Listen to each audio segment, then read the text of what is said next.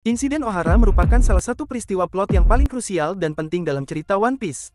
Lagi pula, seluruh pulau dibersihkan hanya karena mereka dianggap membahayakan karena mengungkap rahasia gelap yang ingin disembunyikan oleh World Government dari dunia.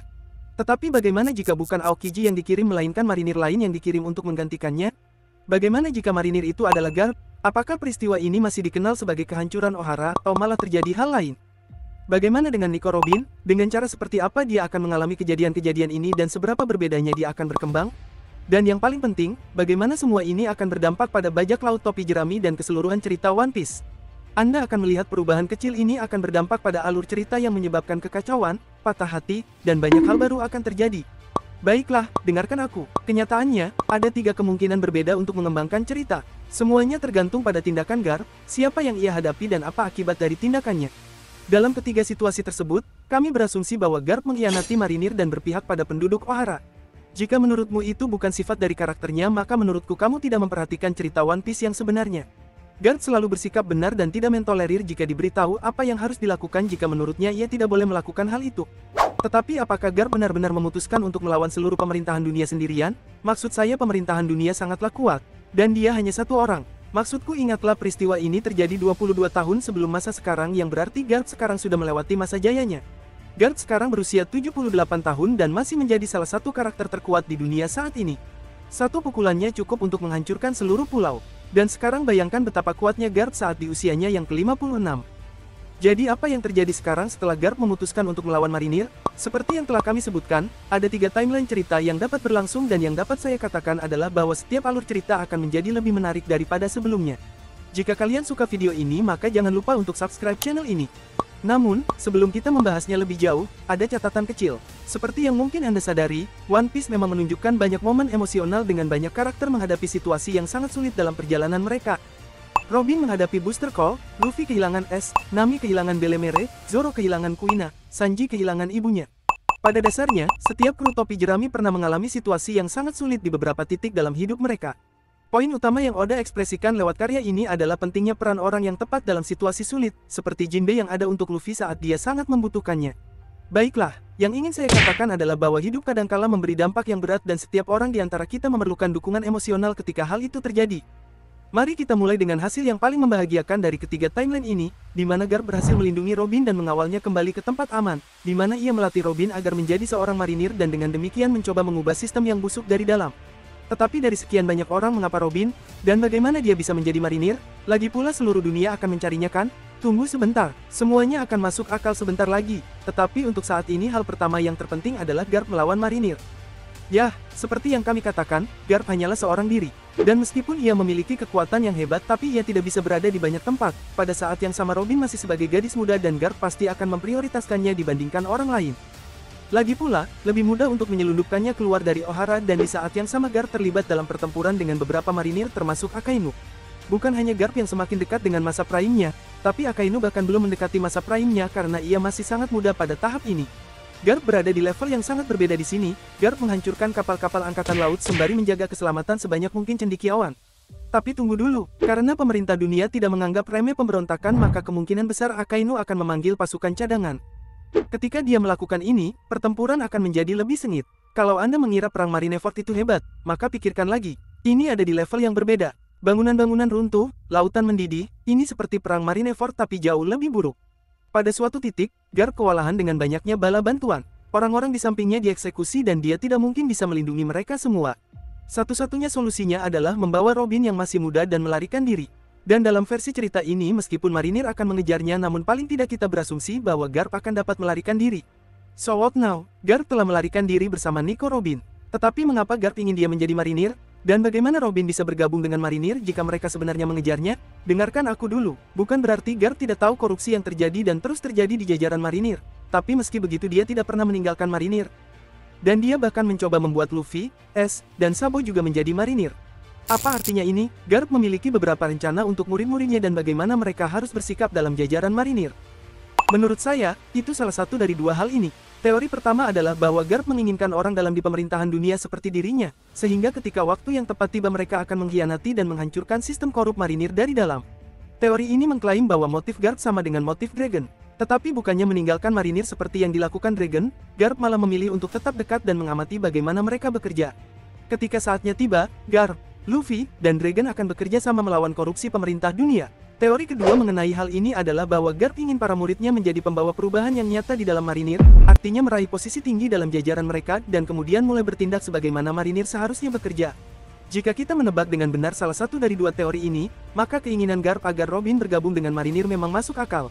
Yah, tetapi di sini muncul masalah lain. Bagaimana Robin bisa melakukan itu jika semua orang mencarinya? Di sini kita akan berasumsi bahwa Garp menemukan cara bagi Robin untuk mengubah penampilannya melalui kekuatan buah iblis yang dikonsumsi orang lain. Karena kita masih berasumsi bahwa ini adalah versi ceritanya, Robin entah bagaimana memakan Hana-Hana Nomi seperti dalam cerita aslinya, atau mungkin melalui cara lain. Maksud saya dunia One Piece sangat luas dan gila dengan segala macam hukum fisika yang mencengangkan. Mungkin Vegapunk bisa membantu Garp dalam hal ini. Lagi pula, Vegapunk dan Dragon adalah teman. Siapa tahu mungkin begitu pula yang terjadi dengan Garp dan Vegapunk. Karena itu, kami berasumsi bahwa Nico Robin berhasil mengubah penampilannya dan menyamar tapi Garp tidak mengubah penampilannya karena dia tidak peduli. Maksud saya, kau tahu Garp, dia tidak menjadi bajak laut tetapi pada saat yang sama dia juga tidak kembali ke marinir. Dia hanya menjalani hari-harinya dengan bersembunyi di balik bayang-bayang. Lagi pula, jika ada yang melihatnya tidak banyak orang yang bisa melawannya bukan? Jadi apa saja perubahan yang terjadi dalam cerita One Piece? Karena apa yang baru saja kami jelaskan di sisi topi jerami ceritanya berkembang dengan cara yang mirip dengan yang terjadi di cerita asli hingga Arc Alabasta, di mana ketidakhadiran Nico Robin berarti akan ada beberapa perubahan kecil dari sini dan seterusnya. Maksudku, di pihak Robin, Garp telah membantu melatihnya selama beberapa tahun terakhir dan kemudian Robin mendaftarkan dirinya sebagai anggota marinir. Dan jika Anda mengira ini berarti salah satu dari dua hal ini maka ingatlah bahwa Robin 11 tahun lebih tua dari Luffy. Perlu dicatat juga bahwa pendaftaran menjadi marinir di dunia One Piece terjadi cukup awal, bahkan terkadang di awal masa remaja. Jadi ini berarti bahwa pada saat Robin mendaftar menjadi marinir, ketiga bersaudara itu masih anak-anak. Yang berarti bahwa Garp tidak akan absen dari kehidupan Luffy, S, atau Sabo karena dia sekarang sedang melatih Robin. Dan Robin juga tidak akan bertemu dengan ketiga bersaudara itu. Kenyataannya, hal-hal ini terjadi dalam urutan kronologis. Garp menyelamatkan Robin dari marinir selama Booster Call O'Hara dan dia membantunya mengubah penampilannya, melatihnya, dan kemudian mendaftarkannya di marinir. Setelah itu Garp kembali melatih ketiga saudaranya yaitu Luffy, Sabo, dan S yang mirip dengan apa yang terjadi pada cerita aslinya. Sehingga ceritanya tidak terlalu berubah jika dibandingkan dengan aslinya hingga pada titik di mana Robin muncul dalam Arc Alabasta. Karena di timeline ini Robin sekarang mempunyai peran yang berbeda dan bukan bagian dari Baroque Works maka beberapa hal memang akan mulai menjadi sedikit rumit dan cukup menarik jika Anda bertanya pada saya. Jadi dengan mengingat hal itu, mari kita jelaskan bagaimana cerita berubah mulai dari Arc Alabasta. Selama arc ini, ketidakhadiran Robin membuat kemenangan topi jerami menjadi lebih mudah. Namun, sisi negatifnya, bajak laut topi jerami sekarang kekurangan anggota yang sangat penting dalam kru mereka karena Robin seharusnya bergabung dengan mereka setelah Arc Alabasta. Seorang arkeolog yang dapat membaca poneglyph kini hilang dari kru. Dan akibat dari itu ketika topi jerami menemukan berbagai poneglyph maka mereka tidak dapat membacanya. Yang mereka lakukan adalah menyalinnya di selembar kertas seperti yang dilakukan Brook dalam Whole Cake Island. Sehingga saat mereka menemukan seseorang yang mampu membacanya maka mereka dapat mengetahui apa yang dikatakannya. Untungnya hingga topi jerami menemukan keempat poneglyph hal ini tidak terlalu penting dalam kaitannya dengan jalan yang mereka ambil selama mereka memiliki seseorang yang mampu menguraikannya sebelum akhir seri. Saya kira mereka masih dapat mencapai tujuan mereka jika ketidakhadiran Robin memungkinkan mereka sampai sejauh ini. Tetapi apakah itu akan terjadi? Mari kita cari tahu setelah alur cerita Alabasta. Arc utama berikutnya adalah Jaya, Skypiea, Water 7, dan Enies Lobby. Jadi apa yang terjadi di sini? Mengenai Jaya dan Skypiea, kita asumsikan saja topi jerami mampu menghadapi lawan mereka bahkan tanpa bantuan Robin. Kapanpun mereka menemukan poneglyph mereka tinggal menyalin apa yang tertulis di sana dan dari sana mereka melanjutkan perjalanan. Kalau bicara soal Water 7 dan Enies Lobby memang ada hal-hal yang sedikit berbeda.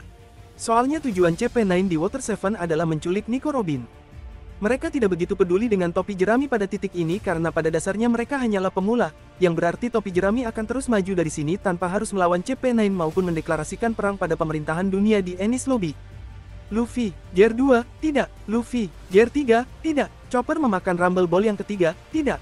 Zoro memotong kereta laut menjadi dua, tidak. Sogeking membakar bendera pemerintah dunia, tidak. Momen ikonik aku ingin tetap hidup, tidak. Luffy versus Lucci, tidak ada. Yah, aku tahu ini semua menyebalkan, tapi mari kita lanjutkan kisah selanjutnya dalam cerita kita.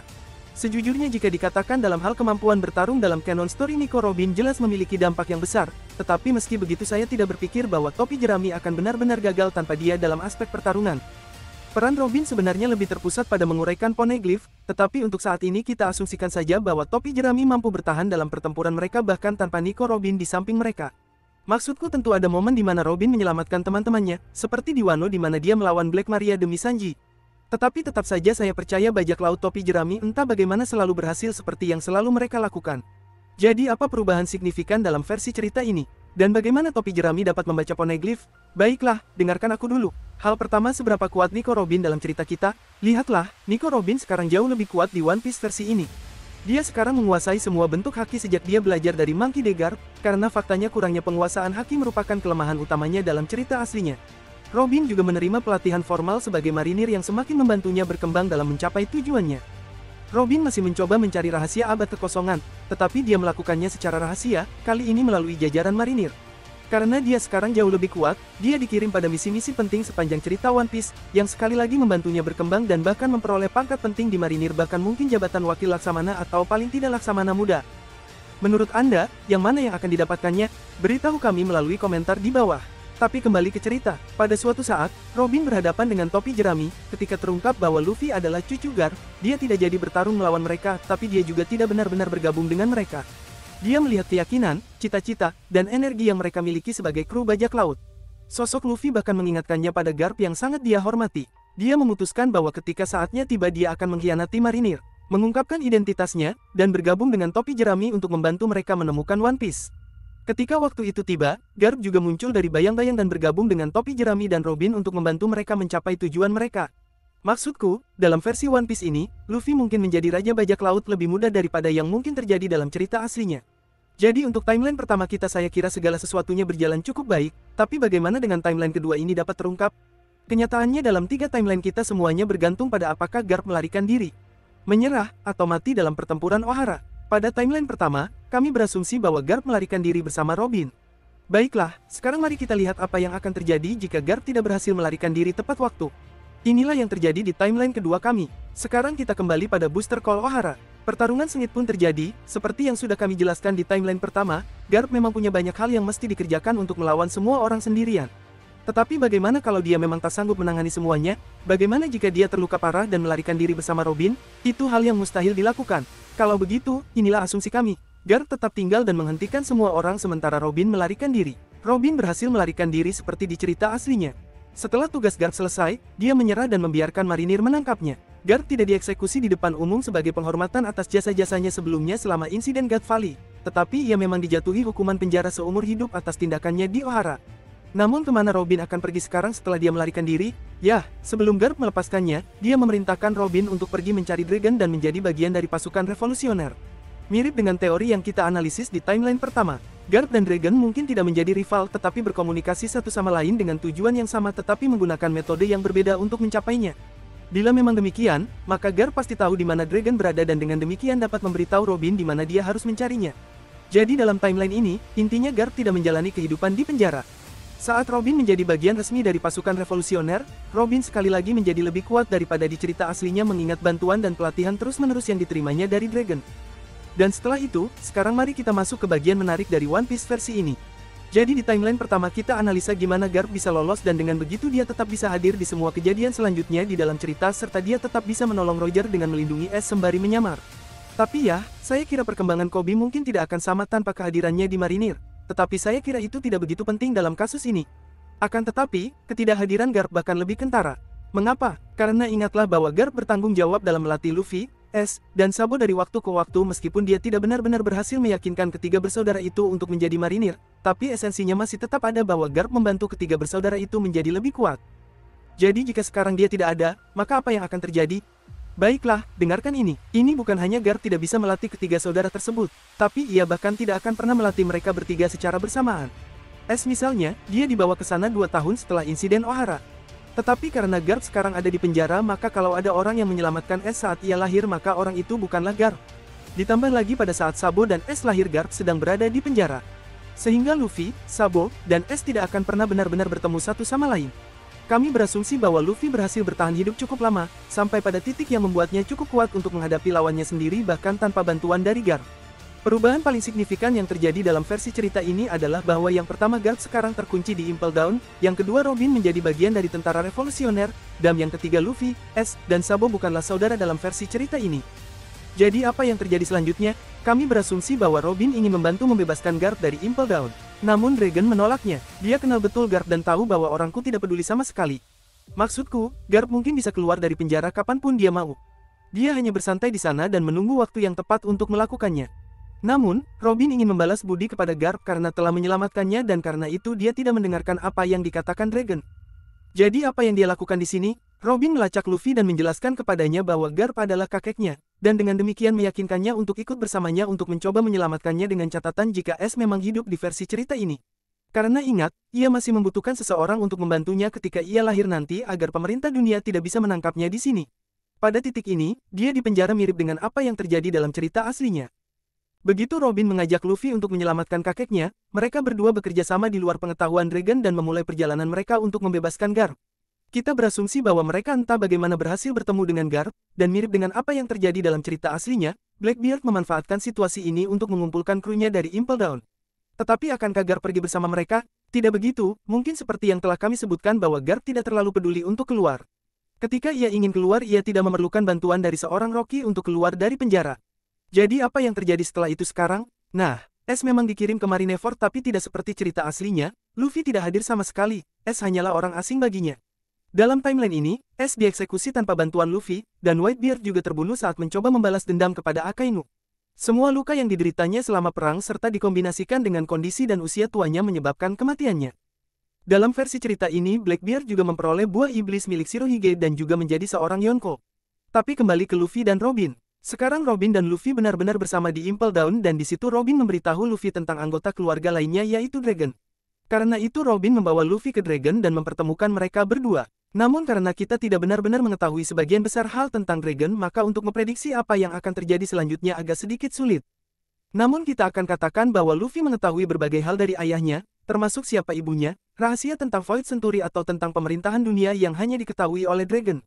Dan secara umum, banyak misteri tentang dunia kini terpecahkan karena interaksi Luffy dengan Dragon. Saat Luffy bertemu dengan Sabo, hal ini sebenarnya tidak berarti apa-apa karena lagi-lagi keduanya kini menjadi orang asing tanpa Garp yang mempertemukan mereka. Dan karena Robin dan Luffy kini bertemu satu sama lain dan kita dapat mengatakan bahwa mereka berhubungan baik maka bajak laut topi jerami dapat memberikan Robin salinan poneglyph yang telah mereka peroleh sejauh ini. Setelah Robin menguraikannya, bajak laut topi jerami kembali melanjutkan perjalanan mereka. Kali ini mereka mengetahui lebih banyak tentang sejarah sebenarnya dan rahasia One Piece daripada yang mereka ketahui sebelumnya dalam cerita One Piece yang asli. Namun bagian terburuk dari One Piece versi ini adalah tanpa kematian Ace yang menyebabkan kerusakan emosional besar pada Luffy, bajak laut topi jerami tidak pernah mengalami time skip selama 2 tahun dan karena itu mereka terlalu lemah untuk menghadapi tantangan yang akan datang. Semua kru topi jerami mati tragis di Pulau Manusia Ikan. Luffy tidak melatih hakinya, dia tidak bisa menggunakan Red Hawk. Zoro bahkan tidak mendekati kekuatan aslinya. Sanji juga sama, maksudku, pada dasarnya ini berlaku untuk setiap anggota kru. Ditambah lagi, bajak laut topi jerami berkurang 1 anggota karena dalam versi cerita ini Robin menjadi bagian dari pasukan revolusioner. Semua kru topi jerami mati secara tragis, tetapi kita masih perlu membicarakan beberapa hal yang belum terungkap. Garp masih hidup dan sebagaimana telah kami sebutkan jika ia mau ia dapat dengan mudah keluar dari penjara. Inilah yang kami asumsikan terjadi pada akhir One Piece. Garp bangkit dan berpihak pada putranya yaitu Dragon sang revolusioner. Sayangnya kita tidak bisa mengetahui apa yang terjadi di sini karena tanda tanya mengenai akhir One Piece masih banyak dan belum terungkap. Intinya Luffy sudah mati, Ace sudah mati, Garp melarikan diri dari penjara dan berpihak pada Dragon. Apa yang terjadi selanjutnya? Ya sampai nanti akhir One Piece digambar oleh Oda. Sejujurnya jika saya harus bertaruh pada seseorang untuk menjadi Raja Bajak Laut berikutnya saya pikir orang itu adalah Lord Baggy. Tapi menurut kalian bagaimana apakah Baggy akan menjadi Raja Bajak Laut berikutnya dalam versi cerita ini atau tidak? Beritahu kami pendapat Anda di kolom komentar di bawah. Tapi tunggu dulu, karena meskipun itu memang akhir dari One Piece dan timeline kedua kita tapi kita masih belum selesai dengan videonya. Karena sekarang kita harus berbicara tentang timeline ketiga agar cerita itu dapat terungkap. Seperti yang kami jelaskan pada 2 poin sebelumnya, cerita berubah tergantung pada apa yang terjadi dengan Garp selama Booster Call di Ohara. Timeline ketiga yang dapat dimainkan oleh cerita ini adalah Garp bertarung melawan semua marinir sendirian, tetapi ternyata jumlah petarung kuat yang terus dikerahkan pemerintah dunia ternyata terlalu banyak bagi Garp. Garp akhirnya terbunuh karena menentang pemerintah dunia tetapi tidak sebelum memastikan bahwa Robin selamat dan melarikan diri. Bagaimana ini bisa terjadi sekarang? Yah, mirip sekali dengan cerita aslinya, jalan hidup Robin juga cukup mirip dengan canon story alias dia bergabung dengan Baroque Works setelah menjadi buronan selama sebagian besar masa mudanya. Ketika menyangkut Luffy, Sabo, dan S itu mirip dengan timeline kedua yaitu ketiganya tidak pernah benar-benar menjadi saudara karena orang yang mempertemukan mereka adalah Garp yang sekarang sudah mati. Dan ya, mirip dengan apa yang terjadi di timeline kedua. Kami menganalisis kematian S selama arc Marineford tidak benar-benar berdampak pada Luffy yang berarti bahwa topi jerami tidak melewati masa time skip selama 2 tahun dan alhasil semuanya mati tragis selama arc Pulau Manusia Ikan. Perbedaan utama timeline ini dengan timeline nomor 2 adalah di sini baik Nico Robin maupun Garp sama-sama mati.